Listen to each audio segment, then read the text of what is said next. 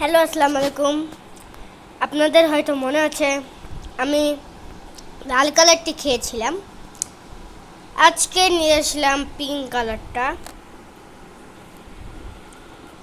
চলুন ট্রাই করি, আশা হোক মজা হবে।